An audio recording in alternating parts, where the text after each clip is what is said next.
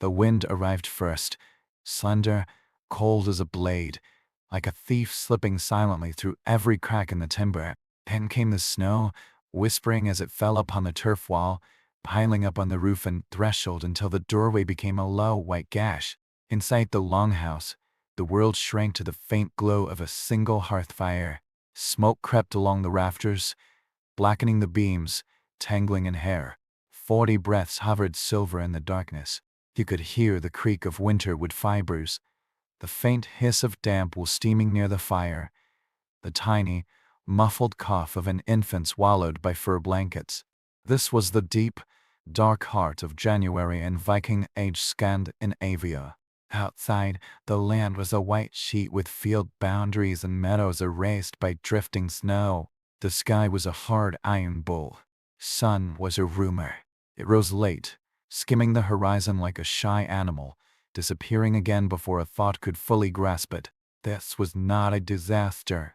It was the calendar. Along the walls, on the raised wooden sleeping platforms strewn with straw, coarse woolens, and hides, bodies lay closely packed. A householder and his wife slept near the hearth. Children slept between older siblings. A widowed aunt slept at their feet. 2 hired hands slept at the draughty end. A shepherd curled up by a post. A dog nestled in the hollow of a child's knees. The house had its own weather. Near the fire it was warm. A few steps away, it was cave minus gold, a world of distinct microclimates and strata. To survive such a winter, you didn't heat a room, you heated a person, a bed, the breath between 2 sleeping faces. Listen, somewhere beneath the floorboards, livestock shifted in their stalls. Their slow, radiating warmth seeped up through the planks. The longhouse was a machine, and the fuel was life itself. Oh, we moderns imagine winter as an inconvenience, not an enemy, a season managed by thermostats and schedules. For Viking age people, the cold was a season to be negotiated, and the terms were never final. Warmth was engineered, rationed, captured. It was borrowed from the earth, from animals, from human bodies, from wit. The old Norsemen did not like winter any more than we do. They simply learned to see it as an ecosystem problem: collect, store, channel, and conserve heat at the level of body, bed, household, farm, village. Start with the house. The Viking longhouse was not a castle. It was a survival tool tuned to a specific climate. Its low profile cut the wind. Its thick turf and timber gave thermal mass. Few openings. Light was a luxury, drafts were a liability. Above the central hearth, smoke gathered under a hood or escaped along a ridge vent, stinging eyes and blackening lungs, but trading it all for warmth, insect repellent, and food preservation. The roof became a slow smoking chamber. Thin, meat and fish cured on the rafters, while soot sealed the thatch against weather and rot. The heat from one labor performed 3 tasks.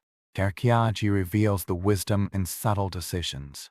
Doorways were set like airlocks, with a double arrangement, a windbreak corridor or storm porch, to catch the blast before it could rush into the living space.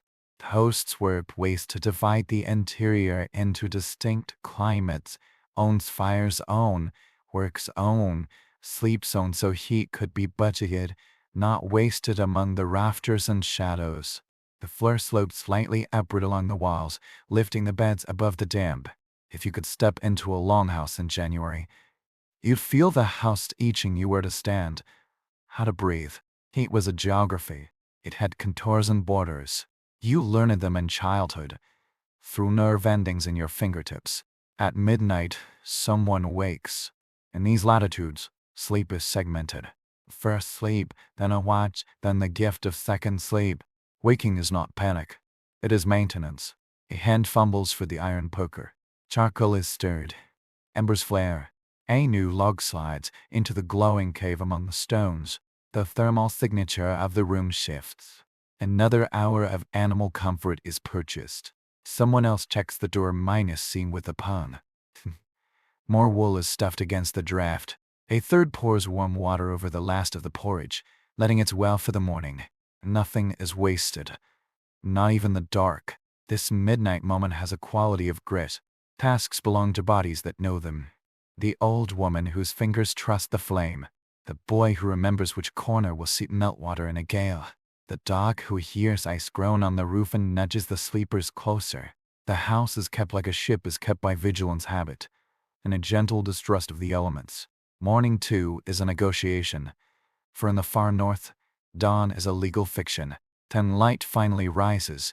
It is blue and miserly, blurred by blowing snow. Cold adds weight to everything: the bucket on the yoke, the axe in the hand, the bread on the board. In a world where heat is a tax, you move differently. Steps are measured to preserve sweat. Labor has a rhythm, a dance between work that generates warmth and stillness that wastes it. Fetch water and chop wood first. When the body is vigorous and the fire needs its daily wage, the tasks that can be done sitting, mending, carding wool, making bone needles, wait for the moment when the hearth is banked up again. But winter was not just physics. It was psychology and story. The longhouse became a theater of memory. In the dark months, nights were knitted together by sound, by the whispered work of hands. Knitting needles cycled, turning wool into dense socks. A whetstone kissed an axe blade.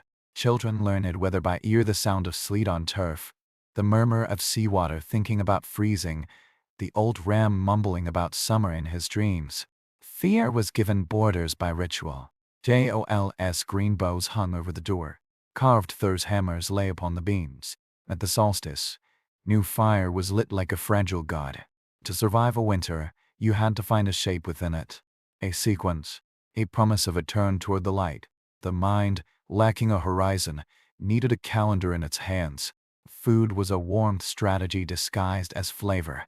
The pot simmering over the hearth was not a simple boil. It was architecture, thickened with barley or oats, seasoned with salted meat from late autumn, rich with fat until it gleamed in a wooden bowl. Broth was ladled all day like medicine.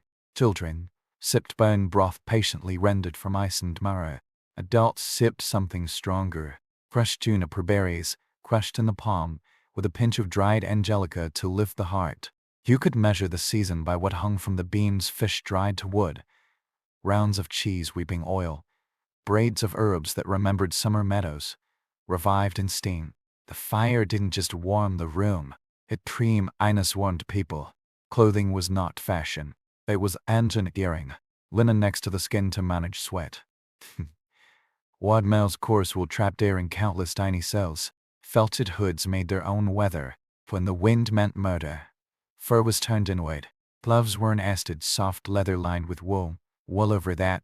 Layers passed warmth between them like friends.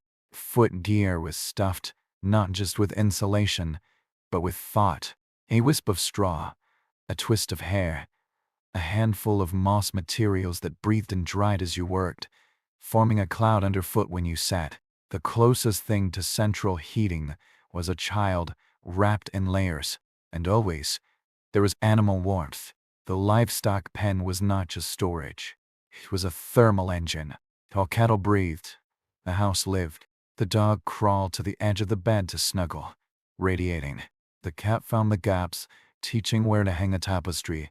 When a child first fell asleep with the puppy under the blanket and woke warm, a lesson was learned, a memory more durable than a toy. In such a climate, you made a treaty with every warm thing. The price was real. Smoke stole years from lungs. Light was dear and hard -1. Fingers and toes bore little scars, white as moons. Tree -bark patches of frostbite, healed from staying too long at the threshold, or a glove forgotten on a peg. When misfortunes stacked, winter could be mortal: wet thatch freezing too soon, a cow sick in the crucial week, a storm driving seawater onto pasture as ice. But culture accumulated experience, and this learning accrued in the form of architecture, clothing, recipes, proverbs, prayers. What did the cold do to the mind? It taught humility, yes, but not submission. It etched the difference between want and need into memory. It pushed people toward each other. In the North, the most dangerous thing was not hunger or frost. It was solitude. Warmth was a collective act. Even stories were a shared blanket.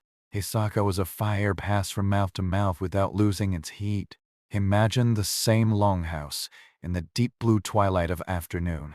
The door opens, a figure enters, shoulders white with snow, beard studded with rime. The cold comes in with him and takes a step toward the hearth. Everyone feels it, a chill breath across their faces. Then, as the door is latched, and the fire it is not a decoration, it is a member of the household rises to its duty. The air stills. Gloves are pulled off slowly. Leather creaks as it thaws. The man's first word is not speech, it's a breath of gratitude, an apology to the house for keeping watch while he was out. A child presses a bowl into his hands, and the house forgives him. Oh, under the bench, the dog twitches in its sleep, chasing something warm. We call these people Vikings, but that is just a word, belonging to certain years, certain seasons, to things some men did. The deeper truth is pastoral, slow the farming, the herd, minus ending, the fish blend salted, the wool turned into a second skin against the wind. Winter was the axis, the annual cycle turned on. Breeds and voyages were the drama, but they were possible only because a winter culture existed that tempered bodies, stockpiled food, taught patience, and remembered how to keep a spark alive through 13 hours of dark and doubt. And this is the thesis of our story. When we marvel at their endurance, we are not merely marveling at heroism. We are marveling at a system. Survival was not a trick. It was a web of countless tiny, disciplined acts, unglamorous, just repeated. The hearth fire rame and a slit at midnight. The curtain pulled against the wind's direction. A sock knitted tighter than written law. The doorway set sideways to cut the blast.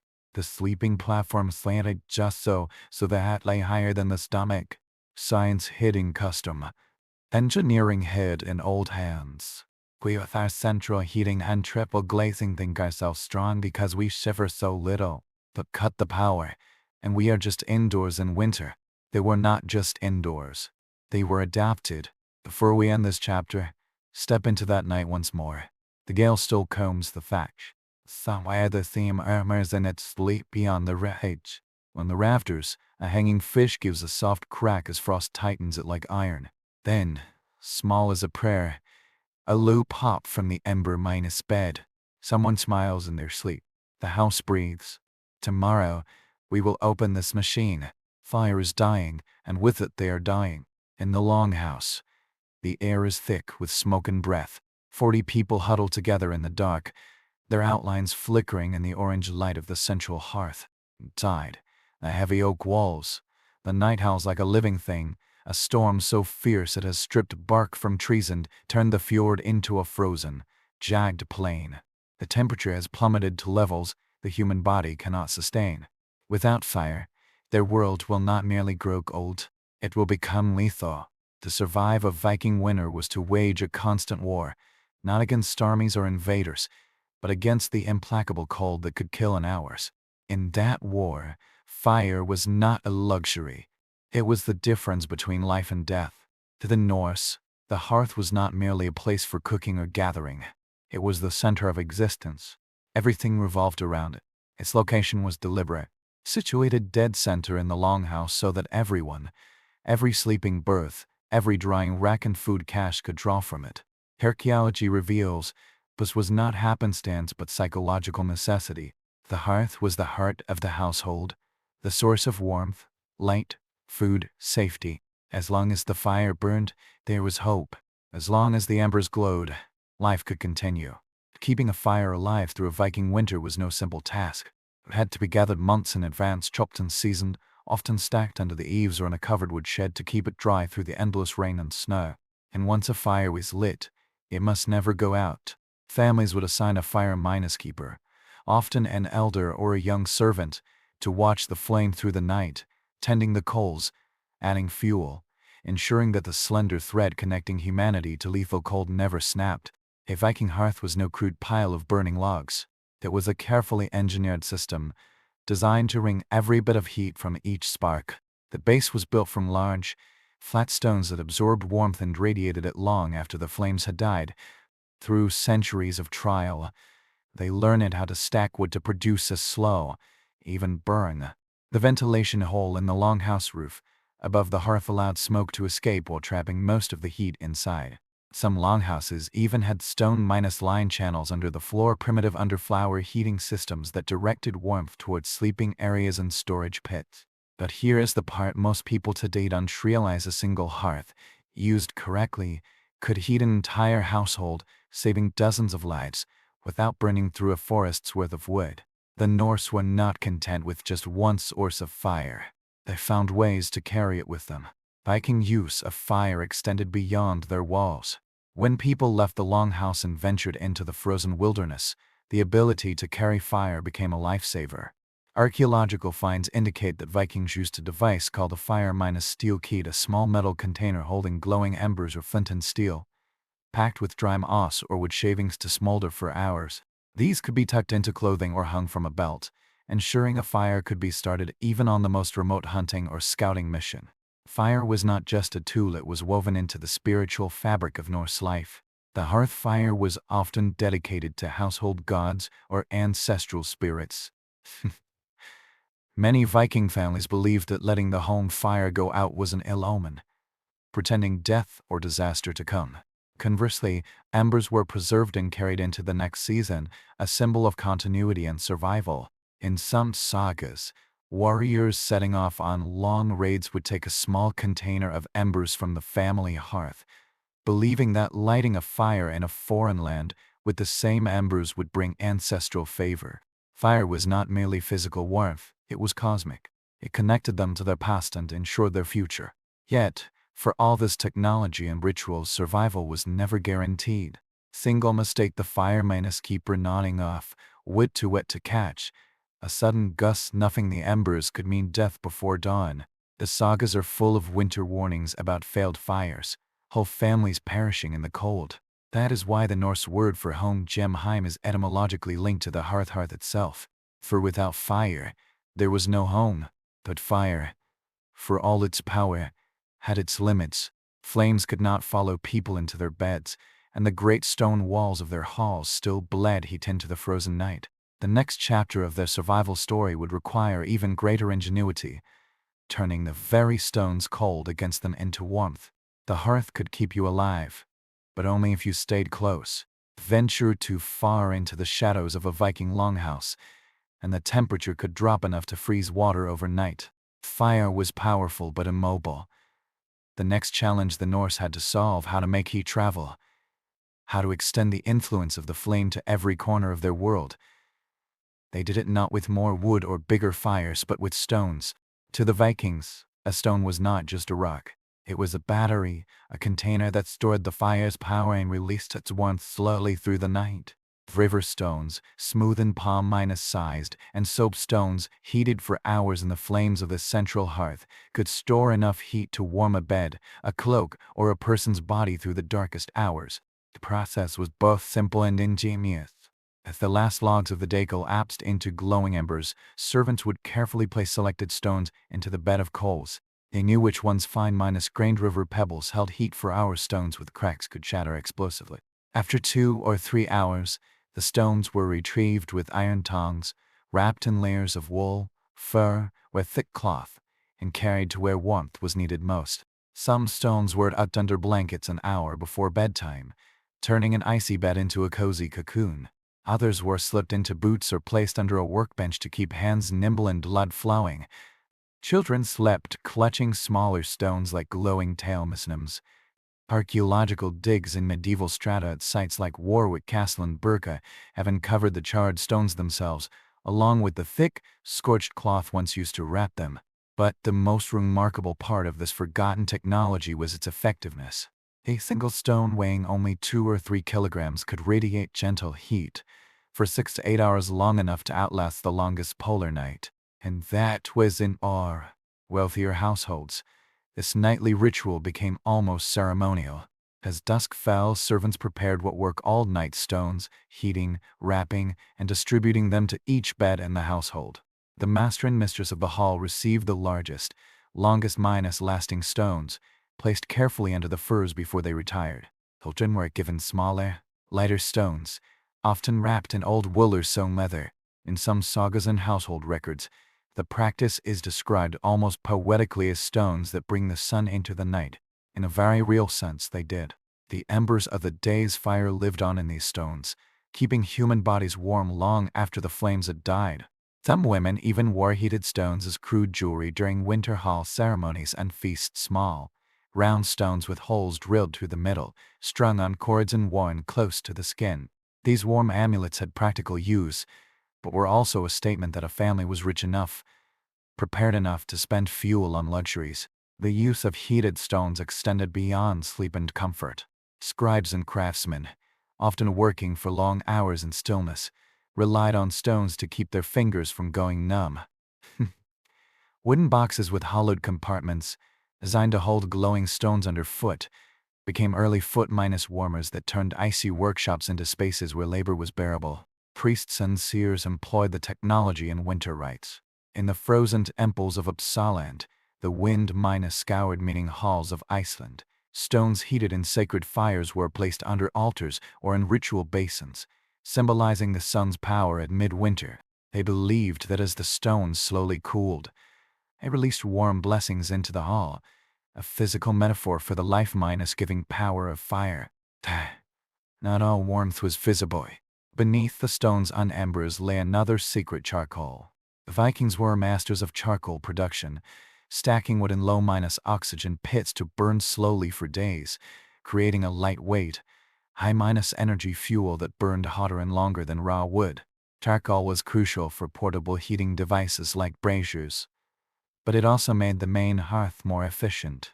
It produced little smoke, vital in an enclosed longhouse, and it could smolder overnight, ensuring embers were always ready to kindle the morning fire. In a world where fire was life, charcoal was insurance, and they used it sparingly. Charcoal stores were guarded, rationed, often produced seasonally in large batches during warmer months.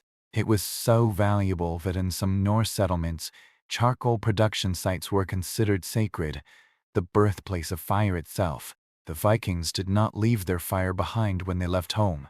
On long journeys or seasonal migrations, they carried embers sealed in clay pots or metal containers, tended carefully so a flame could be rekindled days or even weeks later.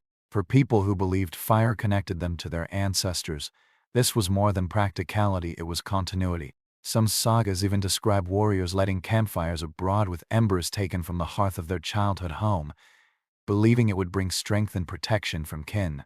In this way, the hearth became portable, a piece of home, carried over mountains and seas. Fire was tamed, stored, even carried across the world.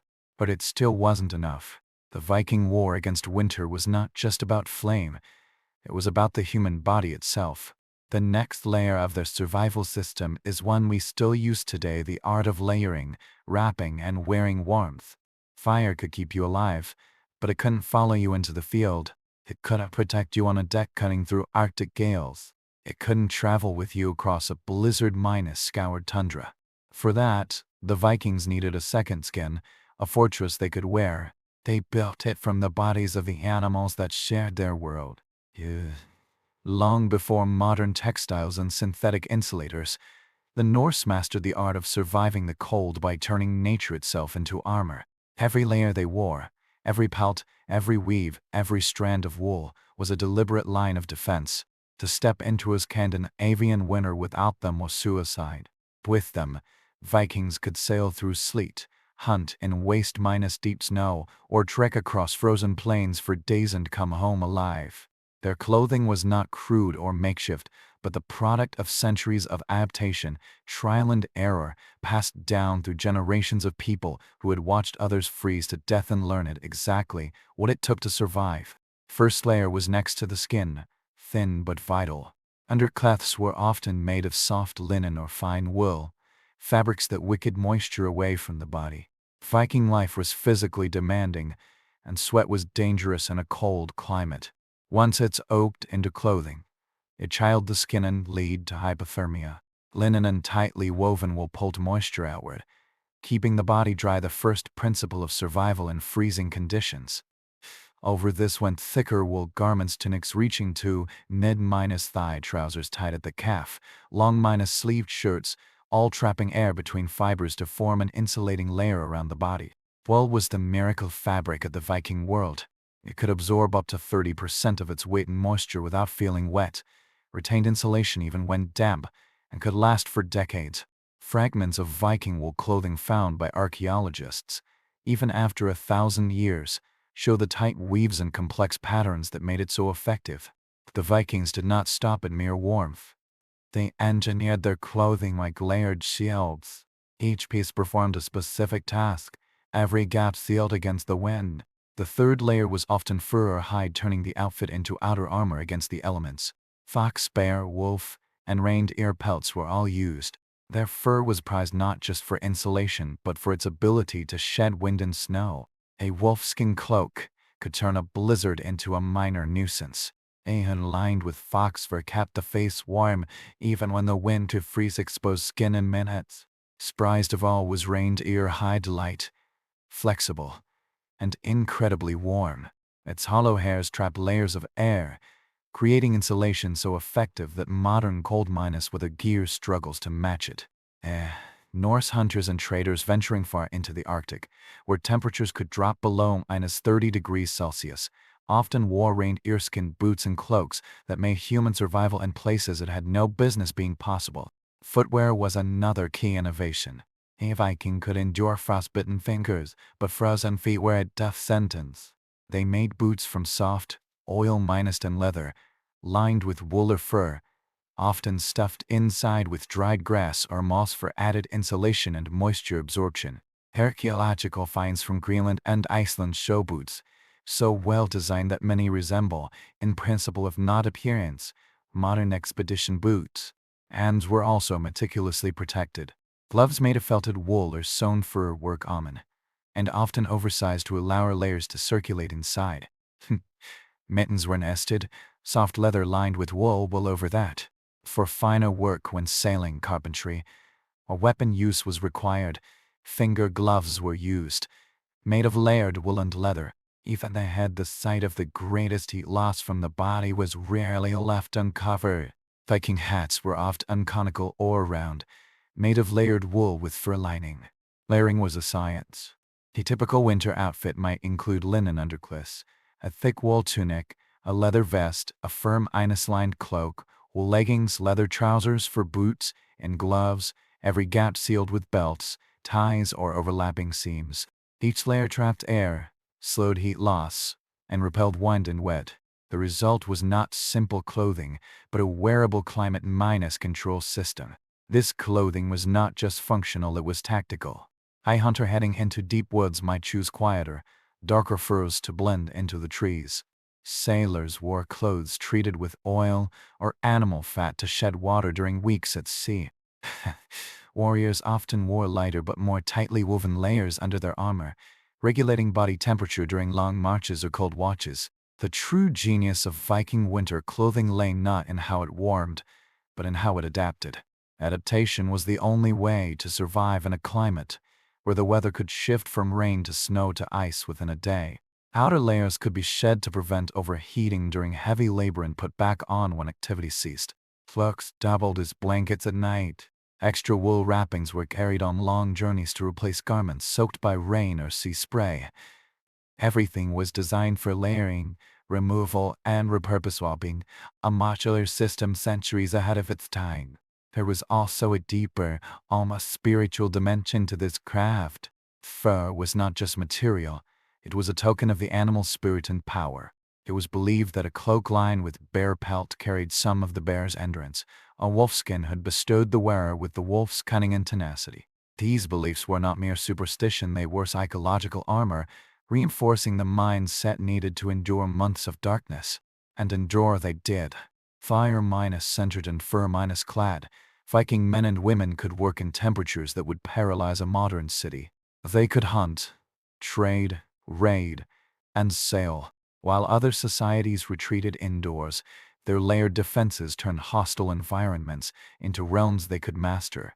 The remnants of this technology still whisper their secrets from graves and frozen bogs, charred wool fibers clinging to bone, fragments of leather boots preserved in permafrost, reindeer hide cloak remnants laid beside the bodies of those who ventured too far and did not return. Each tells the same story: relentless adaptation, turning human ingenuity against nature's fury. Yet even the best clothing could not defeat the cold alone. Warmth had to be generated from within, too. And so the Vikings turned to the one other thing they could control besides fire and fabric: the food that fueled their bodies and prepared them for yet another frozen day. Fire is dying, the woodpile is shrinking, and the food stores that were once full of salted fish and smoked meat are down to a few barrels of pickles, a few hard rounds of cheese, and a row of clay jars filled with sour milk. Outside, the world is locked in ice. Rivers are frozen solid, fjords blocked by drifting white plates, fields buried under meters of snow. Hunting is impossible. Fishing means chopping through thick ice for the chance of a single trout. This is what the Vikings called the Hunger Winter. For those surviving in the far north, it was not a rare disaster but a predictable, relentless season that tested not just strength but every ounce of wit the human body could muster. Imagine surviving on fewer than 1,000 calories a day for weeks, yet still needing to chop wood, haul water, and keep your children alive. Most modern people would break. The Vikings adapted. Northerners understood a brutal truth about nature in winter. Food was not just fuel, it was fire. Without it, no hearth could save you, no fur could warm you. So, they built an entire food system around endurance. Their first key to survival was not abundance, but preservation. From early autumn, Viking households turned their settlements into vast winter pantries. Fish were gutted, salted, and hung from rafters to dry in the cold air until hard as wood. Eat from slaughtered livestock, those animals they could not afford to feed through the winter was smoked over slow fires for weeks, sealed in wooden barrels or buried in snow-covered caches. Even milk was transformed, churned into butter, aged into cheese, or turned into skyr, a sour, long-lasting dairy product similar to yogurt. But it was not just about storage, it was about transformation. These preservation methods fundamentally altered the nutritional content of their food. Fermentation promoted gut health and nutrient absorption. Drying concentrated calories. Smoking preserved fat, the most crucial nutrient, against cold. The colder the climate, the higher the fat ratio. Modern science confirms what Viking wisdom already knew: fat burns slowly, generating more heat per gram than any other nutrient. This was not indulgent, it was survival. Inside a Viking longhouse, every calorie was a calculation. They knew instinctively what modern physiology has since measured: a body fighting extreme cold needs more energy. Metabolism speeds up, blood pumps faster, muscles generate heat through shivering. Without fuel, the body consumes itself. That is why the Norse diets entered on energy minus dense foods. In coastal settlements, seal, blubber, and whale fat were prized. Single spoonful equaled a small meal. Inland, bacon, lard, and bone minus marrow minus rich broths were essential. Butter was not a condiment, it was medicine. Warriors drank it melted into broth before setting out on winter journeys. Farmers stirred it into porridge to keep the body burning through the night. And it wasn't just fat. Protein from dried fish, smoked mutton, or preserved game rebuilt muscles worn down by endless physical labor. Carbohydrates, primarily from barley and oats, provided fast burning fuel. These macronutrients worked together like a carefully balanced fire. Carbohydrates lit the flame, protein fed it, fat made it roar for hours. Even hydration was strategic. We Kaland fermented way worst apples, providing calories, hydration, and gut-friendly bacteria. In some places, these calorie-rich liquids were more important than water, which froze too quickly and required too much fuel to melt. But the Vikings did not just endure hunger, they trained through it. Fasting, whether intentional or enforced by scarcity, became a biological adaptation. Sagas and later medieval sources mention warriors boasting about how many days they could go without eating. Archaeological evidence, including isotope analysis of bones, shows fluctuating nutrition levels across seasons, indicating that cycles of feast and famine were built into the Viking calendar. Modern science has begun to understand why this matters. Cyclical fasting increases metabolic flexibility, the body's ability to switch between burning carbs and fat. It also triggers cellular repair processes and reduces energy expenditure, crucial for survival when food is scarce. The deep winter. A Viking's body was not merely enduring hunger, it was optimized for it. This was not a desperate accident of poverty but a calculated adaptation, a strategy for squeezing every calorie out of stored food in the months when the land itself refused to feed them. Meals during the hunger winter were simple, repetitive, and deeply symbolic. A typical winter breakfast might be thick porridge made from barley, sweetened with a dab of honey and fortified with a knob of butter. The midday meal, if there was one, was often uncold thin slices of dried fish soaked in water, hard cheese shaved from a wheel, maybe a crust of dense sour bread. The main meal came in the evening, after the day's labor, when the walls of the longhouse were inch with hearth light. Aista simmered on the hearth, usually made from preserved meat, dried peas, and root vegetables stored from the harvest. Into it went scraps of fat and marrow, boiled into a calorie-minus dense broth. Children might get a spoonful of fermented skyr mixed with berries dried months before a rare burst of sweetness that also provided vital vitamins. Even the way they ate was designed to conserve warmth.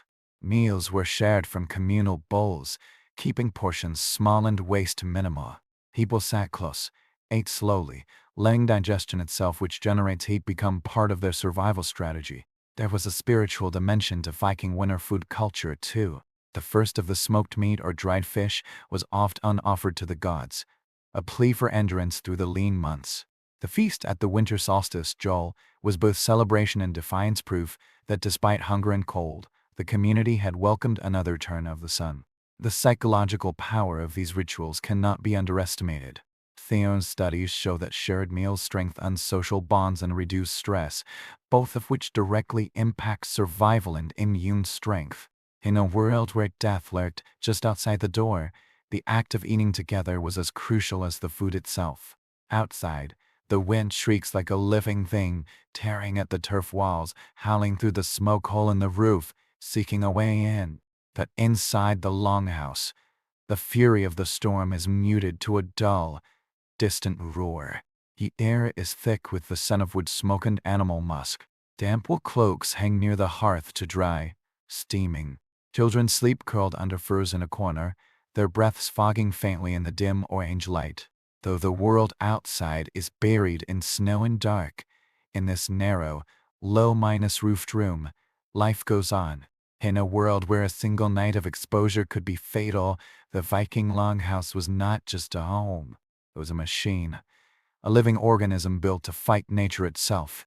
To the untrained eye, a Viking longhouse looks primitive, a simple timber hall covered with turf. But every detail of its design was born from centuries of brutal trial and error.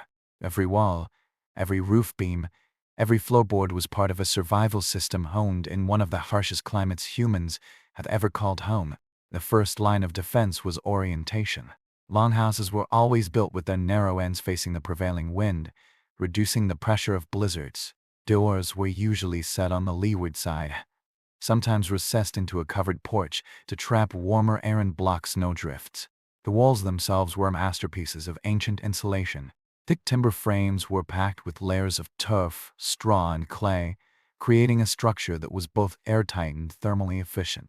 In some regions, builders partially buried houses, a technique that used the Earth's natural insulation to keep temperatures stable even in the depths of winter. The roof was steep and covered with thick turf, serving multiple functions, shedding snow, providing insulation, even acting as a living thermal layer. Grass roots growing through the turf helped bind it together while adding another layer of protection. Archaeological studies show that even on sub-iron nights, these roofs could keep indoor temperatures up to 15 degrees Celsius warmer than the outside air. These were not merely homes, they were heat traps, storm barriers, and life-support systems, all built without nails, glass, or modern science. Yet they worked. At the heart of every longhouse was the hearth, the single most important survival technology in the Viking world. Positioned in the center of the hall, it was kitchen, furnace, sanctuary, and gathering place all in one. Its flame never truly went out. Even as the family slept, someone would rise to feed it, for if the fire died, they might die with it. The hearth's design reflected a deep understanding of thermodynamics. Stones placed around and under the fire absorbed heat during the day, releasing it slowly at night. Some longhouses even had clay-lined floors beneath the hearth to trap and radiate warmth, an early form of underfloor heating. Above the hearth, smoke drifted lazily toward the roof vent. This opening, carefully positioned and often adjustable with a wooden shutter, created a natural chimney effect. As warm air rose and escaped, cooler air was drawn in from lower gaps near the door, creating gentle air circulation without overcooling the room. This primitive ventilation system prevented choking smoke buildup while retaining heat, a delicate balance few early cultures mastered as well as the Norse. Viking architecture was about more than warmth, it was about control. The interior of a longhouse was carefully zoned, each area serving a specific purpose in the war against winter. Sleeping platforms along the walls were raised above the floor to avoid cold drafts and insulated with straw, wool, and hides. The closer one slept to the hearth, the warmer the night. Higher status family members claimed the middle spots, while servants and laborers crowded the edges. It was a true thermal hierarchy. Animals played a role too. On many farms, livestock were brought inside during the coldest months, housed in adjacent pens or even separated from the main living area by only a wooden partition. Their body heat could raise indoor temperatures by a few degrees, enough to make the difference between survival and frostbite. Storage spaces were strategically placed. Food stores were often kept in side rooms, partially sunk into the earth or under the floorboards, where the ground-stable temperature prevented freezing without spoiling. Tools and weapons hung from the rafters, kept dry and rust-free by rising warm air. Every inch of a Viking home had purpose. Nothing was wasted, nothing accidental. Where a mistake could be fatal, architecture was not art, it was strategy. Winter in the far north was not just cold, it was dark. For weeks on end, the sun barely climbed above the horizon. In this endless twilight, light itself became a survival tool. Windows were rare and small, covered with thin animal membrane or oiled cloth to let in faint light while blocking drafts.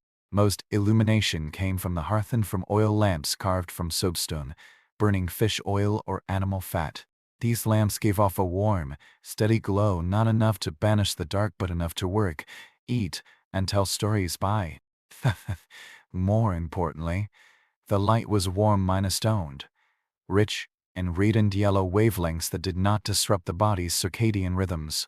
And knowingly, the Vikings built homes that protected not just their bodies but their sleep cycles, something modern science is only beginning to understand. While the longhouse was the center of Norse domestic life, it was just part of a broader architectural survival system. Surrounding structures formed a defensive ring against winter's threats. Smokehouses, barns, and storage sheds were built partially into hillsides and mounted with earth to keep temperatures stable. This is hot water and steam for cleaning and warming the body were sometimes placed nearby. This was a luxury, yes, but also a crucial part of winter health. Even fences and outbuildings were part of the thermal equation. By blocking wind and directing snowdrifts, they helped protect the main living area from the worst of storms. Some settlements were even arranged in U-shaped clusters, houses facing inward, to create sheltered courtyards where daily tasks could continue even in foul weather. The sun has abandoned them. For weeks, the horizon has been empty. No dawn, no dusk, only gloom fading into dark. The air is so cold that sound itself seems frozen. The creak of a wooden door or the bark of a distant dog hangs in the stillness an unnaturally long time. Inside the longhouse, the fire burns on, but even its orange glow feels puny against the vast, gritty dark pressing against the walls. In a northern winter, what people often feared most was not wolves or hunger, but the dark arc so total and relentless it could break the strongest will. In the far north of Scandinavia, the sun disappears for months each winter. Even farther south, days could shrink to less than 5 hours of light. For Viking-age people, this was not a seasonal inconvenience but a fundamental fact of life. Polar night, the dark time, these phrases shaped their existence as much as the fjords and seas. Without sunlight, days lost their rhythm. Time blurred into one long twilight. Crops could not grow. Animals hibernated. Travel was nearly impossible. But perhaps the greatest challenge was psychological. Prolonged darkness disrupts the internal biological clock that controls sleep, hunger, mood, and energy, the circadian rhythm. Modern science knows that lack of light suppresses serotonin and disrupts melatonin in production, leading to depression, insomnia, and fatigue. The Vikings, though they didn't know why, understood the danger well. Many feared not dying of starvation or frostbite, but losing themselves in the endless night. A first line of defense against the dark was ritual. Across the Norse world, people created artificial rhythms to replace the vanished solar cycle. Days and nights were measured not by light, but by fire and custom. The hearth became a clock. Fuel was added at specific times, not just for warmth but to mark the passage of hours. Meals were served on a strict schedule, even when the outside world gave no signal. That chores, storytelling, worship all followed a rigid cadence meant to anchor the human mind in the timeless chaos. Festivals became vital. Chief among them was Joel, the great midwinter celebration. Held at the winter solstice when the sun was at its lowest, Joel was more than a feast. It was a declaration of hope, a ritual reminder that the dark had limits. Bonfires were lit, torches carried, animals sacrificed to gods of light and rebirth. Each flame was a promise the sun would return. Even in ordinary households, the daily act of lighting a lamp held symbolic weight. Oil lamps were kept burning not just for illumination, but as talismans against despair. Or old stories of Saul, the sun goddess, who would eventually drop to her chariot across the sky again, chased by the wolf's skull. These myths were not just entertainment, they were all medicine. Modern science has given a name to what the Vikings knew instinctively: seasonal affective disorder. But 1,000 years ago, they developed cultural and psychological tools to fight it without knowing the cause. One was community. In the darkest months, solitude could be lethal. Entire households, sometimes even extended kind networks, lived in the same shared space, working, eating, sleeping together. Privacy vanished, but so did loneliness. Humans are social animals, and the presence of others provided emotional stability. Archaeological evidence suggests settlements often built longhouses larger than strictly necessary, indicating that more people than the space was meant for were deliberately crowded indoors during winter. Another was purpose. The sagas emphasize winter as a season for planning, crafting, and storytelling.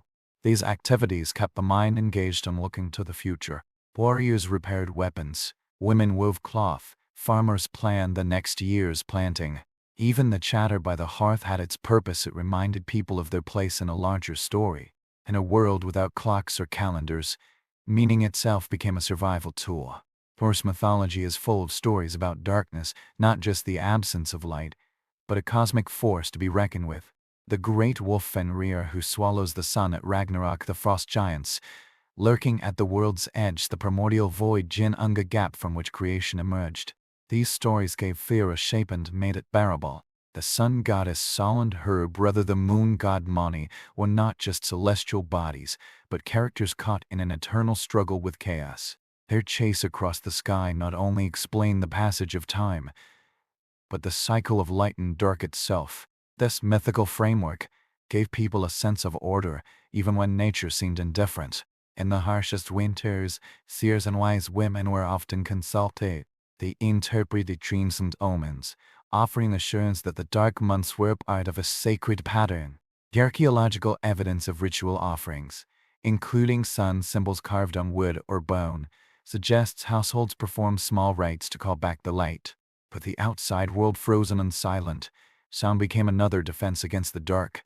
Storytelling peaked in winter. Skaldes, poets, and bards were welcomed into halls to recite sagas and tales of ancestors. These stories were not mere entertainment, they were architecture for the spirit, connecting people to the past and projecting them into a future beyond the cold.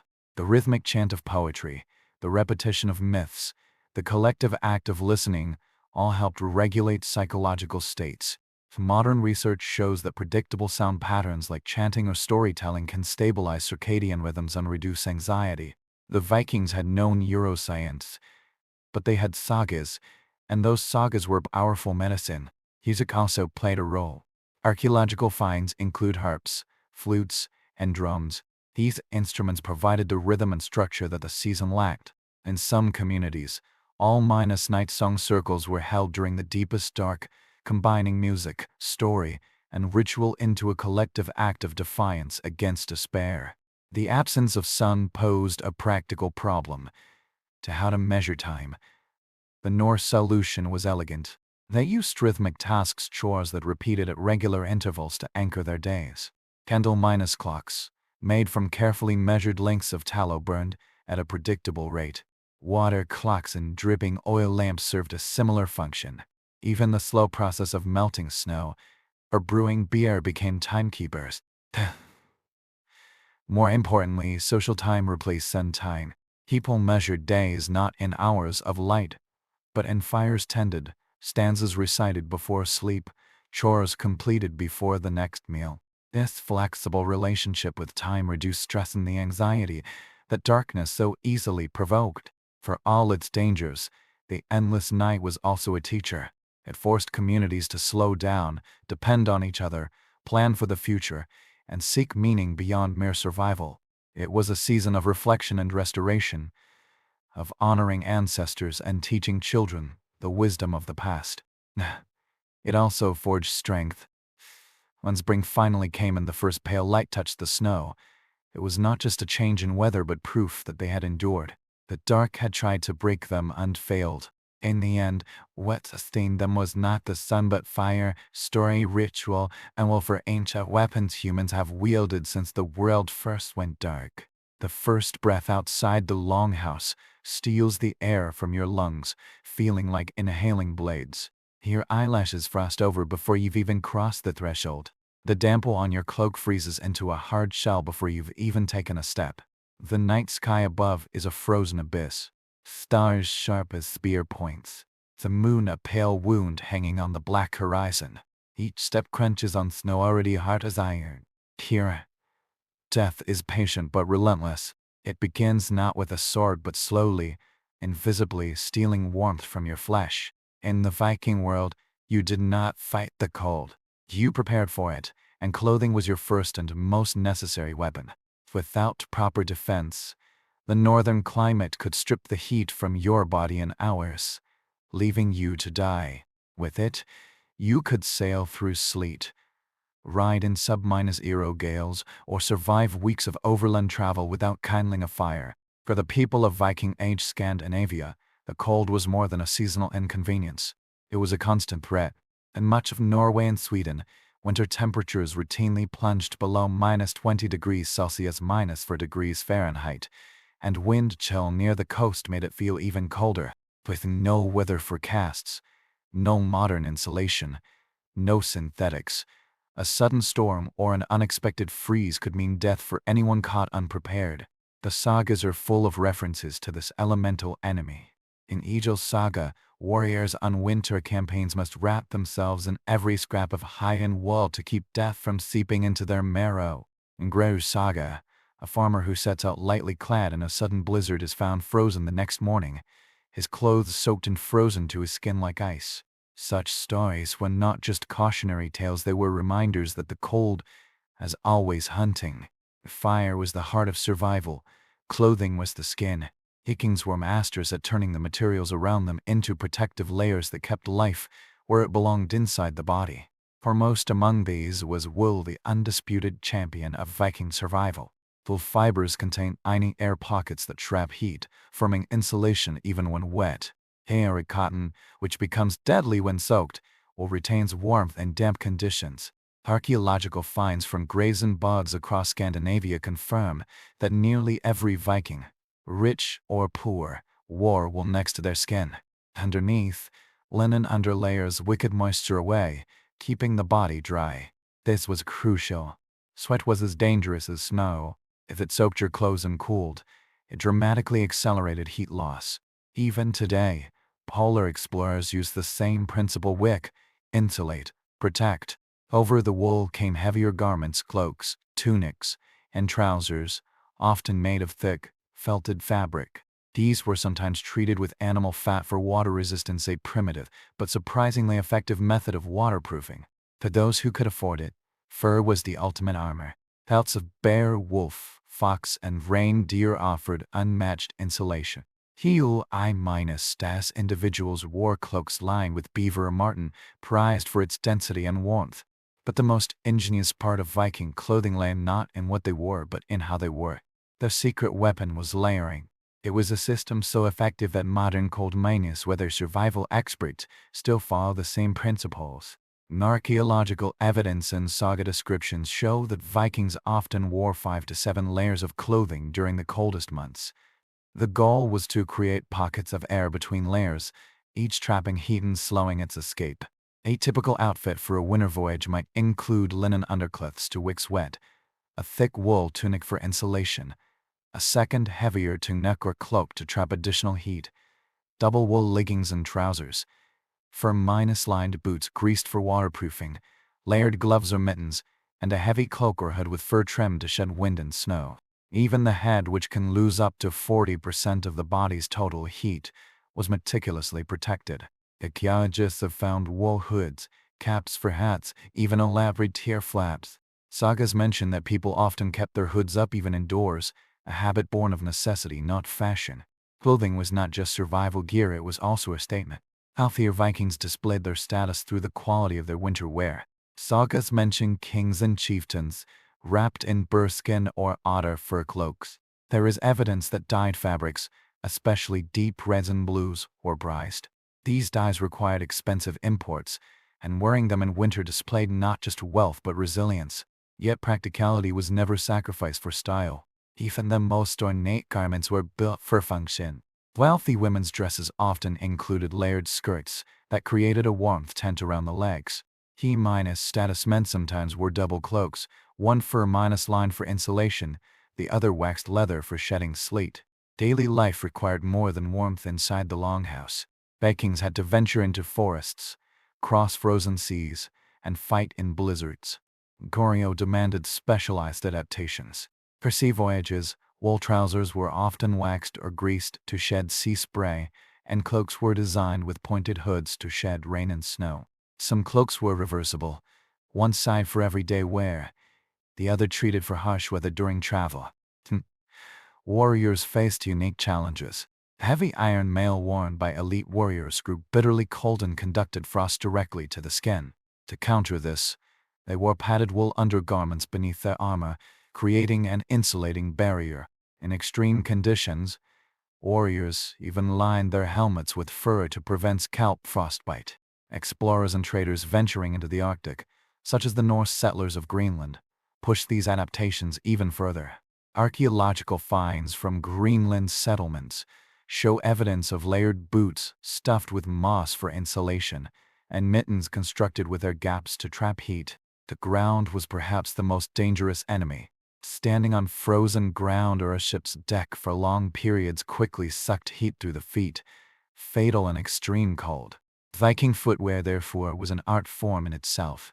Shoes were often made of layered leather, frequently lined with wool or fur. Some were stuffed with straw to trap air and absorb moisture. Archaeological finds from sites like Udibai and Yerk show complex stitching patterns that minimize seams, reducing points where water could seep in.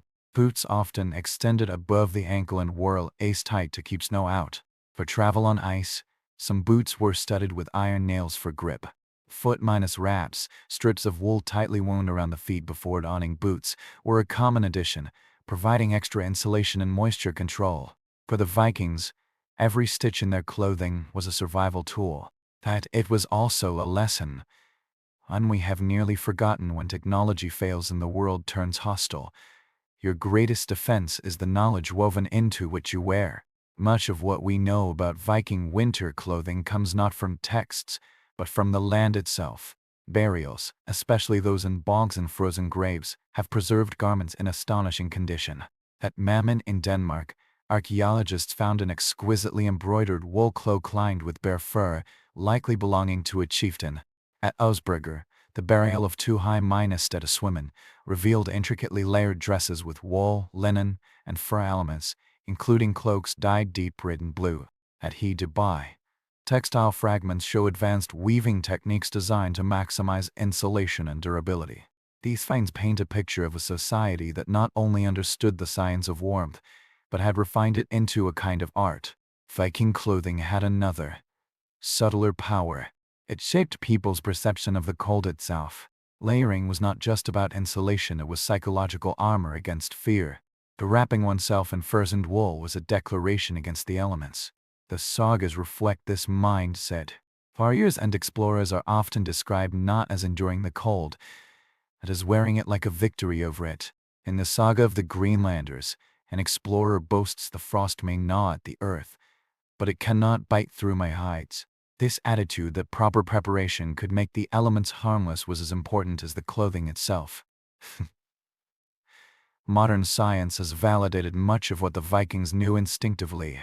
Layering, moisture management, air trapping, and natural insulation remain the cornerstones of cold-weather survival. Today's polar explorers, mountaineers, and Arctic soldiers follow principles the Norse perfected over 1,000 years ago. Yet their knowledge went beyond practicality and seeped into their worldview, a belief that no element, however relentless, was unconquerable with the right preparation. In a world where winter could kill, they turned the land's immediate products, wool, hide, linen, into armor against the cold that was stronger than steel. The cold was a relentless enemy, but the Vikings learned not merely to endure it, but to master it. With every tightening of a cloak, every lacing of a boot, every pulling down of a fur hood over the face, they protected not just their bodies but declared war on winter itself. And more often than not, they won. Next, we will go deeper, beyond the body, into the architecture of survival, how the Viking home itself became a shield against the cold. Why were their building techniques, in many ways, more winter-proof than later medieval structures? When you slam the door against the storm, the wind outside howls like a beast, clawing at the walls. But here, inside the longhouse, the air is thick with the scent of wood smoke, pine resin, and the deep, comfortable warmth of firelight. Your eyes take a moment to adjust to the dark. Shadows dance on the carved beams overhead. The rafters are coated with soot. Around you, the household huddles near the hearth, their faces painted orange by flame. The walls groan under the wind's assault. But inside, the world feels almost still. Here, warmth was currency, not a luxury. The fine line between life and death. The Vikings did not just build houses, they built survival machines. Every beam, every wall, every layer of turf and smoke minus blackened timber was part of a carefully calculated design meant to trap heat, fight the elements, and turn a frozen landscape into a habitable world. Their architecture was not crude or primitive, it was engineering born of desperation and genius. At the heart of Viking life was the longhouse, a structure so fundamental it shaped not just how people lived but how they survived. These buildings were not merely homes, they were barns, workshops, kitchens, bedrooms, meeting halls, and shelters all under one long weatherproof roof. Typical longhouses ranged from 15 to 30 meters in length, with some chieftains' halls reaching 50 meters, walls made of timber, stone, or wattle and daub, and roofs thickly thatched with straw, reeds, or turf. The most remarkable feature was not its size but its insulation strategy. In an age without chimneys, thermostats, or insulation boards, the Vikings turned to nature's materials: earth, turf, wood, built warmth from the ground up. The foundation of a longhouse was never just wood on stone. It was a deliberate thermal barrier. Builders dug the floors lightly below ground level. This seemingly simple design choice made a world of difference. The earth itself acted as insulation, maintaining a relatively stable temperature even when the outside air was far below freezing. Walls were often double-layered, an inner frame of planks, packed with moss, straw, or animal hair, and outer shell of turf or clay. This trapped warm air inside and blocked drafts. In stone-rich areas, wall bases might be built of rock, not just for strength but because stone absorbed the daytime warmth and slowly released it into the house at night. The roof was a masterpiece of adaptation. Covered with dense layers of straw or turf, it was thick enough to retain rising heat while still allowing smoke to escape. Geologists studying Viking longhouses in Iceland and Norway have measured turf roofs over 30 centimeters thick, matching modern insulation standards in some regions. Modern architects call it passive insulation. The Vikings just called it home. Nothing in Viking architecture was more ingenious than their use of earth itself as insulation.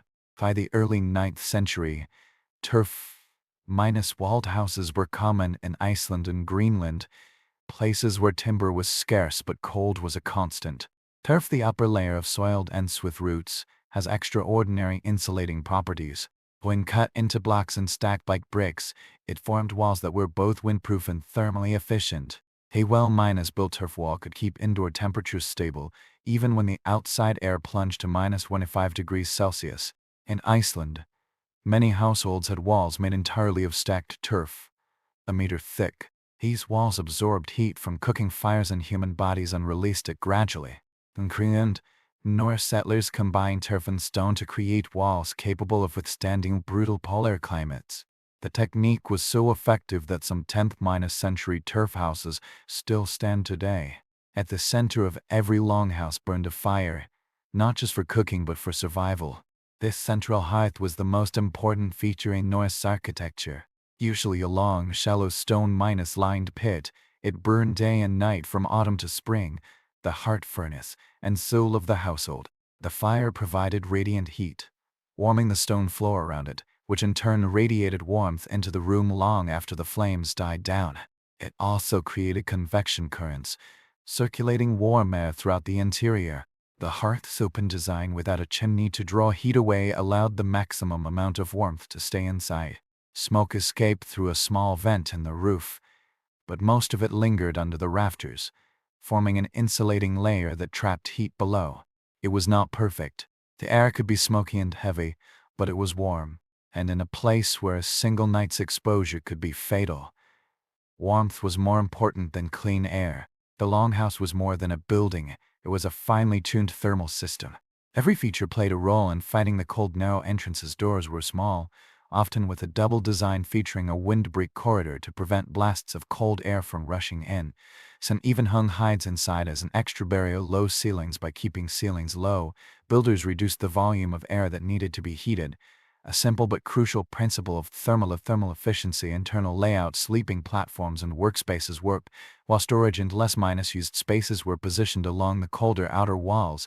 Heavy curtains and partitions were positioned along the colder outer walls. Heavy curtains and were used to divide large spaces into smaller, warmer ones, conserving heat and creating microclimates. Inside a Viking longhouse, survival was about layered defenses as much as heat. From thick turf walls to woolen hangings, every choice was another shield against nature's relentless assault. The architecture of the longhouse also amplified one of the most reliable heat sources of all: people. With extended families, servants, and sometimes even livestock living under one roof, the gathered body heat significantly warmed the interior. A single human body radiates about 100 watts of heat. A household of 20 people could generate the equivalent of a small wood stove, a fact the Vikings understood instinctively. That is why sleeping platforms were built close together and often curtained off with heavy hangings, designed to trap not just heat from the hearth, but also the warmth radiating from human bodies themselves. In especially cold regions, livestock were sometimes brought inside or housed directly adjacent to the longhouse. Their body heat rose through floor vents or shared walls, providing a free, reliable heat source, a technique still used in traditional Scandinavian barns today. While the basic principles of longhouse construction remained consistent, local conditions shaped important variations. In the fjords of Norway, where timber was plentiful, houses were built of heavy logs, the gaps stuffed with moss. Windy Iceland, turf-dominated, and houses were often partially built into hillsides to leverage the ground's stable temperature. In extreme Greenland, houses were sunk deeper into the earth and carefully oriented to protect entrances from prevailing winds. Archaeological excavations show that Viking builders paid close attention to prevailing weather patterns. Entrances usually faced south to catch winter sun, while hearth placement aimed to distribute heat evenly. Some houses even incorporated primitive underfloor heating systems, channels that guided warm air from the hearth under sleeping platforms. Fire did more than warm bodies, it warmed minds. The hearth was the center of social and psychological life in the Viking world. Around it, families ate, told stories, held rites, and planned voyages. Its steady glow was a symbol of safety and continuity, a beacon against the terrible vastness of the northern dark. Sagas speak of the fire that never goes out, a poetic phrase describing both the literal hearth and the enduring spirit of the household. Keeping the fire burning was a sacred duty. Letting it die was not just a mistake, it was a failure to protect the household from winter's chaos. Modern architects studying Viking houses are often surprised by their efficiency. Despite lacking modern materials or technology, these structures achieved remarkable levels of thermal comfort using only what the land provided. Their principles, earth insulation, passive heating, windbreaks, and shared warmth, are echoed today in sustainable building designs worldwide. In fact, many modern earth-sheltered and passive houses draw directly from Viking techniques: partially buried floors, turf-covered roofs, strategic use of thermal mass. The Viking longhouse was not primitive, it was centuries ahead of its time. The Vikings conquered the cold not by fighting it, but by absorbing it, building homes that became part of the landscape, using the land's own power to keep life inside. Their longhouses were more than shelters, they were fortresses against the ice, testaments that even in the harshest environments, human ingenuity could carve out a world that was warm and alive. Next, we will move beyond walls and flame, into the rituals, routines, and daily strategies that made life bearable through months of darkness. From dawn chores to all-night vigils, we'll explore how Vikings structured their days to keep the cold from seeping into their bones and spirits. The storm outside has raged for 3 days. Snow drifts climbed the walls like frozen waves, the doorway almost buried. Outside, the world is white, silent, implacable. But inside, the longhouse is alive. Sparks hiss in the hearth. An infant murmurs softly in the shadows. Somewhere near the entrance, an axe thuds against a chopping block. The air is thick with smoke and the rich smell of stew boiling. This is winter living, not measured in days or weeks, but in the long, unbroken rhythm of survival. For the Vikings, surviving winter was not about enduring the cold but outwitting it. They did it not with technology but with routine. Every hour of every day was a carefully choreographed dance of fire, food, labor, and rest. It was a pattern honed over centuries, designed to keep bodies warm, bellies full, and spirits strong in the dark. When there is no sunrise, morning is a different concept. In winter, the day often began in near-minus total darkness. Time was measured, not by light but by ritual. The first sound of the day was usually the stirring of the hearth embers fanned back to life. Fresh logs stacked carefully, smoke curling up toward the roof vent. Before anything else, the fire came first. An extinguished hearth was a disaster, meaning hours spent rekindling flame from embers and letting the cold creep back into the house. Keeping the fire going was so important, it was often entrusted to the most experienced member of the household. In some sagas, this person is described with near-minus priestly reverence, keeper of the warmth, warden of the heart.